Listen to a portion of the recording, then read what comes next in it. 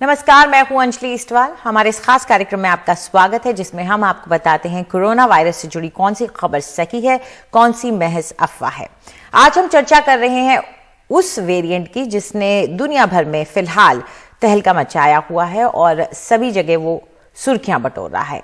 23 देशों में फैला है कोरोना का ओमिक्रॉन वेरिएंट और इस ओमिक्रॉन वेरिएंट से लोगों के अंदर डर ज्यादा पैदा हो रहा है क्योंकि इसके बारे में ज्यादा जानकारी सामने नहीं आ पा रही है। लेकिन जरूरत है कि लोग इस ओमिक्रॉन वेरिएंट को लेकर चिंता ना करें और इसके बारे में जानकारी पाएं। और इसीलिए हमने आज हमारे साथ जुड़ेंगे वायरोलॉजिस्ट भी हैं, हमारी रोग विशेषज्ञ भी हैं, डॉक्टर सरमन सिंह हमारे साथ जुड़ रहे हैं।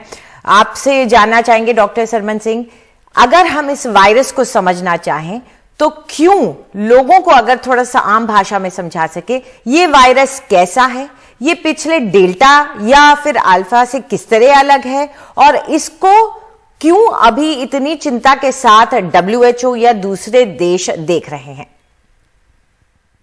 जी अंजलि जी, धन्यवाद आपका। और जैसा कि आपने कहा, ये ऐसा वेरिएंट है या जिसका रूपांतरण जिसने किया है, जिसमें पहले के जैसे आम भाषा में कहें तो पहले थोड़ा सा नाक चेंज हो गई थी, अब इसने आंखें भी चेंज कर ली, मुंह भी चेंज कर लिया और सिर भी थोड़ा सा चेंज कर लिया, बाल भी चेंज कर लिए। तो इस तरह से कह सकते हैं हम कि उससे भी ज्यादा बढ़ गया है, इसके रूपांतरण इतने ज्यादा कर लिए हैं। और जो कुछ इंपॉर्टेंट प्रोटीन्स जो होती हैं, जिसको स्पाइक प्रोटीन कहते हैं, जो सबसे पहले हमारे जो इंसान की सेल्स जो होती हैं, कोशिकाएं होती हैं, उनके कांटेक्ट में आता है, तो उनमें भी चेंज आ गए हैं। और ये देखा गया है कि अभी तक, हालांकि ये बताना बहुत जरूरी है और आपने भी कहा कि अभी पैनिक होने की जरूरत नहीं है, लेकिन चिंतित होने की बात जरूर है। जैसा कि हम देख रहे हैं कि रोजाना एक ना एक नया देश इससे संक्रमित हो रहा है और वहां अभी हमारे पड़ोस में भी सऊदी अरेबिया पहुंच गया, मंगोलिया में भी पहुंच गया है, हांगकांग पहुंच गया है, तो यूरोप में तो ऑलमोस्ट ज्यादातर कंट्रीज को इसने इन्फेक्ट कर ही दिया है। तो ये देखने वाली बात है कि अभी नंबर ऑफ केसेस फिर भी कम हैं, लेकिन जैसे जैसे नंबर बढ़ेंगे उस तरह से हमको और ज्यादा पता चलेगा कि ये पहले वाले जो डेल्टा वायरस है और डेल्टा प्लस वायरस जो थे, उससे क्या ये ज्यादा खतरनाक है या कम खतरनाक है। धारणाएं अलग अलग हो रही हैं। कुछ लोगों का मानना यह है कि उससे कम खतरनाक है, कुछ लोगों का मानना यह है कि ज्यादा खतरनाक है। बट मेरा मानना है कि अभी नंबर, जो संख्या है केसेस की, वो बहुत कम है कोई कंक्लूजन या बिल्कुल निष्कर्ष तक पहुंचने के लिए। इसलिए आवश्यक है कि हम बिल्कुल तत्पर रहें, अपनी जितनी प्रिकॉशंस होती हैं। गवर्नमेंट ऑफ इंडिया, जैसे कि हम देख ही रहे हैं, भारत सरकार अपने पूरे प्रयास कर रही है। आज भी मीटिंग सारे स्टेट्स के साथ हो रही है, केंद्रीय स्वास्थ्य मंत्री ले रहे हैं, तो उसमें हमें लगता है कि सारे अच्छी जितनी गाइडलाइंस हैं। और अभी जैसे कि हम देख रहे हैं कि 15 दिसंबर को जो फ्लाइट सारी इंटरनेट से शुरू होने वाली थी, वो भी थोड़ा सा उनको होल्ड पर रख दिया है और ये उचित भी है, जैसा कि हम कल किसी प्रोग्राम पर भी कह रहे थे। तो थोड़ा सा अभी डिवाइडेड हैं लोग, लेकिन हमारा मानना यह है कि अभी, हालांकि WHO ने कल ये कहा कि फ्लाइट को बैन करने से भी जरूरी नहीं कि रुक जाएगा, ये बिल्कुल बात सही है, लेकिन फ्लाइट को शायद अभी शुरू ना करें तो ज्यादा चांसेस हैं कि हम रोक पाएंगे। जी डॉक्टर सिंह, इस वायरस को लेकर के, इसकी स्ट्रक्चर को लेकर, आकार को लेकर के कई बातें कही जा रही हैं कि इसमें म्यूटेशंस जो हैं वो 50 के करीब हैं। 30 म्यूटेशन तो उसी स्पाइक प्रोटीन पर है जिस प्रोटीन को वैक्सीन पहचानती हैं। दूसरा ये कि शरीर में जहां से एंटर करता है वो वाला प्रोटीन भी उसका जो है उसमें भी कुछ बदलाव नजर आ रहे हैं। तो ये जो बातें कही जा रही हैं, ये किस तरीके से वायरस को अलग बना देती हैं? जी बिल्कुल अंजलि जी, बिल्कुल मैं आपको करके एक सिंपल सा तरीके से बताऊंगा कि पहले से फॉर एग्जांपल इस तरह से था, तो पहले इतना हमारा जुड़ता था और अब जो है सारा का सारा इस तरह से हो गया। तो RBD प्रोटीन पर जो म्यूटेशंस हुए, जो डेल्टा प्लस में 2 म्यूटेशंस थे, जैसे 2 उंगली पकड़ पाता था, अब ये 10 के 10 म्यूटेशन हो गए। तो अब इस तरह से पकड़ लेगा उसको। तो सेल को जब इतना स्ट्रांगली पकड़ लेगा तो उससे ये होगा कि बहुत जल्दी जो है वैक्सीन इस पे शायद उतना इफेक्टिव नहीं होगी और ये इन्फेक्शन जल्दी करेगा। तो अभी तक जो पता चला है उसमें इसकी संक्रामकता तो डेफिनेटली एस्टैब्लिश हो गई है कि दूसरे वायरसेस से ज़्यादा है। लेकिन अभी इसका लाइफ पर, सीवियरिटी पर, गंभीरता पर कितना असर होगा वो अभी, जैसा मैंने शुरू में कहा कि अभी नंबर ऑफ केसेस, संख्या केसेस की बहुत कम है, तो अभी कहना उचित नहीं होगा कि इससे ज्यादा खतरनाक है। हाँ जी डॉक्टर सिंह, ये भी 2 मिनट रह गए, आपसे ये भी जानना चाहेंगे कि आखिर ये वेरिएंट आ क्यों जाते हैं, क्यों नहीं जब वैक्सीनेशन हो रहा है और लोग मास्क भी पहन रहे हैं कई जगह, तो ये क्यों वेरिएंट आ रहे हैं? जी अंजलि जी, बहुत इंपॉर्टेंट सवाल है और इसी के लिए मैं कहना चाहूंगा कि सब लोग जाकर के क्यों वैक्सीन लगवाएं। बिकॉज वैक्सीन लगेगी, जितने ज्यादा लोगों में इन्फेक्शन होगा, वायरस जितना फैलेगा, हर वायरस में हर 1 मिलियन पे, जैसे कहें कि आप 10 लाख पे या 1 करोड़ वायरसेस जब होंगे तो उनमें एक म्यूटेशन होता ही है। तो जितने ज्यादा लोगों को इन्फेक्ट करेगा, उसी तरह से उतने चांसेस इसमें रूपांतरण के ज्यादा होते हैं।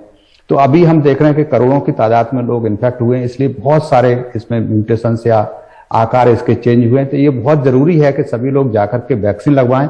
वैक्सीन बेशक आपको इन्फेक्शन से नहीं रोकेगी, और ये ओमिक्रॉन के लिए नहीं, ये डेल्टा के लिए भी जरूरी है।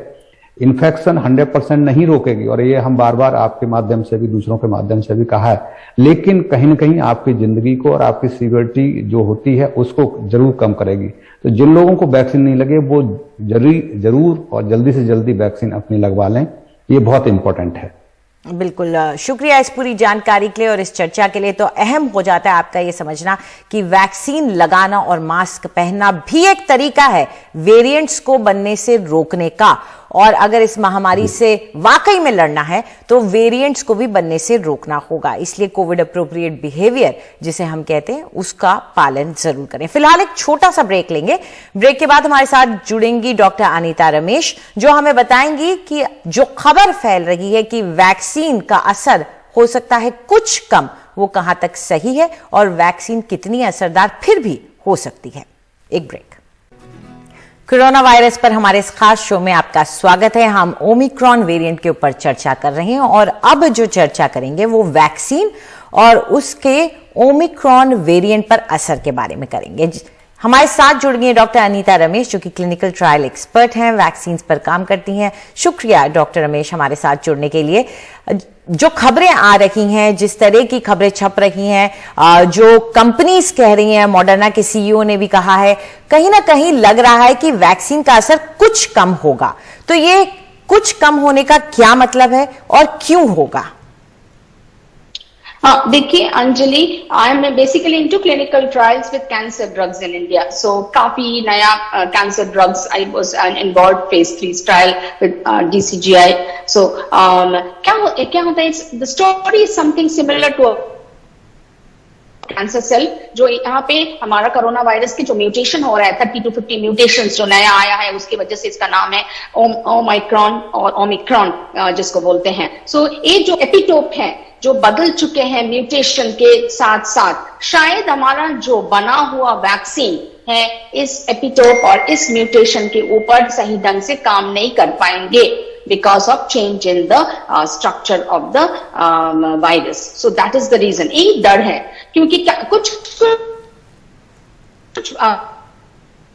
वैक्सीन जैसे कोरोना वायरस के बॉडी के अंदर से बना हुआ है, दैट इज इनएक्टिव वैक्सीन। कुछ वैक्सीन mRNA है, कुछ वैक्सीन mRNA मींस छोटा मॉलिक्यूल से बना हुआ है, जैसे मॉडर्ना एंड फाइजर। उसके लिए तो बहुत ही डिफिकल्ट है कवर करने के लिए। बट ये जो कोवैक्सीन है which is completely inactive and whole virus लेकर के कर चुके हैं, तो इसके लिए results will be much better. So इसीलिए अभी चर्चा चल रहा है, रिसर्चेस भी चल रहा है कि शायद ये जो नया स्ट्रेन्स है with so much of mutation, इसमें कोई कुछ भी वैक्सीन नहीं काम करेगा। पर्टिकुलरली द mRNA वैक्सीन, उसमें असर बहुत ही कम होगा।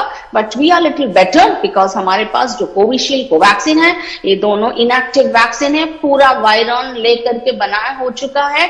शायद इफेक्ट थोड़ा कम होगा पर ज्यादा नहीं होगा।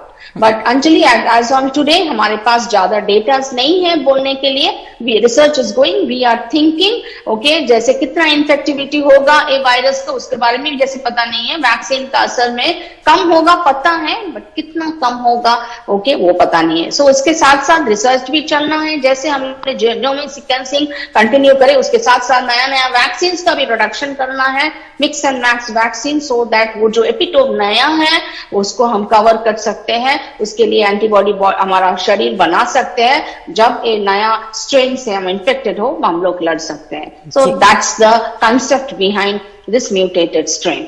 जी, और बिल्कुल, और वैक्सीन इसी बात के ऊपर चर्चा पहले भी हुआ था जब हमारा डेल्टा स्ट्रेन आया था, कि डेल्टा स्ट्रेन शायद we also spoke in the same forum.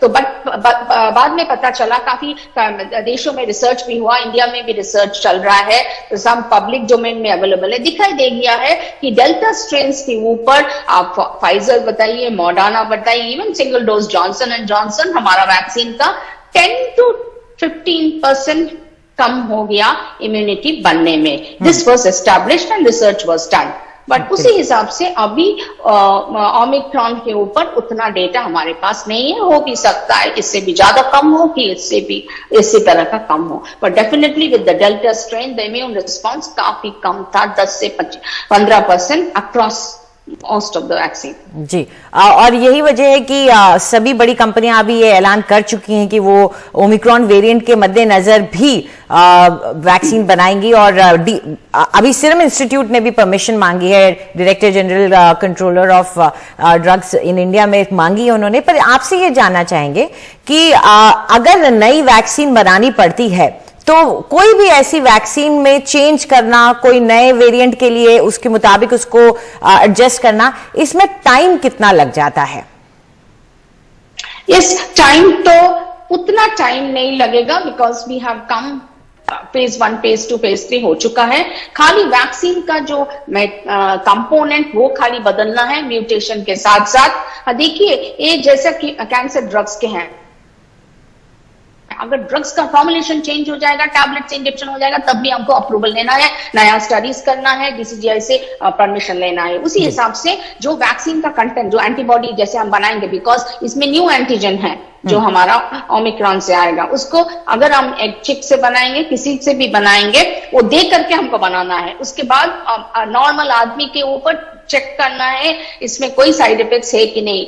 शायद फेज 1, फेज 2 करने का नहीं जरूरत होगा, बट फेज 3 करना ही है, वो इट्स एथिकली नीडेड। सो उसी में टाइम थोड़ा जाएगा। सो जितना जल्दी बना सकते हैं, जितना जल्दी हमारा अप्रूवल मिल जाएगा, फेज 3 स्टडीज रोल कर देंगे, और it has to be expedited. ये पूरा जैसे ड्रग डिलीवरी जितना सालों भर चलता है वो तो नहीं होगा, but yes it will be completed in weeks two months, और उसी समय हम भी जान जाएंगे कितना। अभी देखिए इंडिया में 6 केसेस सस्पेक्टेड है, बट जीनोमिक टेस्टिंग का रिपोर्ट नहीं आया है कि प्रूव करने के लिए दैट इज ओमिक्रॉन। सो वो भी प्रूव हो जाएगा, उसके साथ साथ भी टेस्ट करने लगेगा, तो थोड़ा बहुत तो टाइम देना है, because manufacturing approval process and safety भी देखना है। This should not cause any harm to the individual, and और साथ साथ पैंडेमिक भी चल रहा है, ज्यादा देर नहीं कर सकते हैं क्योंकि काफी आदमियों is in difficulty. So we have to balance and go couple of months doctor Anita, for the vaccine to roll out. Doctor Anita, 30 second मेरे पास रह गए, लेकिन आपकी राय उन लोगों के लिए क्या होगी जिन्होंने अभी तक सेकंड डोज नहीं लिया, लापरवाही बरती है, देरी कर रहे हैं, उन्हें ओमिक्रॉन के मद्देनजर आप क्या कहेंगे? यस, देखिए कोविड अप्रोप्रिएट बिहेवियर तो चलते रहेंगे, वायरस बदलते रहेंगे। सो डोंट मास्क तो हमेशा पहनना है, पर्टिकुलरली 2 प्लाई मास्क अगर घर के बना हुआ है 2 मास्क लगवा लीजिए, और 3 प्लाई जो सर्जिकल अवेलेबल है, 2 मीटर्स का डिस्टेंस मेंटेन करिए। Okay, do not make unnecessary travels. हाथ को हमेशा सैनिटाइजर, और सैनिटाइजर भी नहीं है, पानी सोप से भी धो लीजिए, और अपना बारी में वैक्सीन ले लीजिए। At least vaccine will give you 60 to 70% protection. कुछ भी स्ट्रेन हो, ए वैक्सीन कोरोना से देंगे। और बाकी जो 30 से 40% आप एक्सपोज्ड है वो आप कोविड अप्रोप्रिएट बिहेवियर से बच रहे हैं। आपके लिए इंतजार करना पड़ेगा जब तक हमारे पास डिटेल्स आएगा ओमिक्रॉन के बारे में, नया वैक्सीन आएगा। और प्लीज अपडेट, अगर थर्ड डोज के लिए अगर गवर्नमेंट अप्रूवल देंगे and if you are immuno compromise and health care workers because हमको थर्ड डोज भी लेना है। उस हिसाब से बी केयरफुल, यस पैनिक नहीं करना है। नया वायरस डॉक्टर वक्त थोड़ा कम है हमारे पास, बट आप जुड़ी, आपने पूरी जानकारी दी, उसके लिए शुक्रिया। और सबसे अहम यही है कि आप अपनी वैक्सीन की डोज जरूर ले लें और मास्क पहने। फिलहाल हमारे आज के कार्यक्रम में इतना ही। नमस्कार।